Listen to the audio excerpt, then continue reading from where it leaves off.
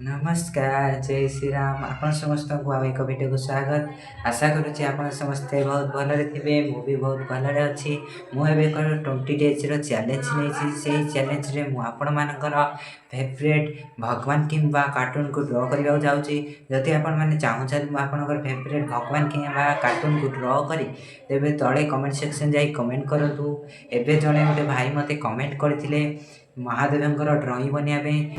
ଆଜି ଡେ 1ରେ ମୁଁ ମହାଦେବଙ୍କ ଡ୍ରଇଂ ବନେଇବି। ପ୍ଲିଜ୍ ଆପଣମାନେ ତାହାକୁ ଦେଖନ୍ତୁ ଏବଂ କେମିତି ଲାଗିଲା ନିଶ୍ଚୟ କମେଣ୍ଟ ମାଧ୍ୟମରେ ଜଣାଇବେ ଏବଂ ଭିଡ଼ିଓଟି ଭଲ ଲାଗିଲେ ତାହାକୁ ଲାଇକ୍, ସବସ୍କ୍ରାଇବ୍, ସେୟାର କରିବେ। ଚାଲନ୍ତୁ ଡେରି ନକରି ଆଜି ଭିଡ଼ିଓଟି ଷ୍ଟାର୍ଟ କରିବା।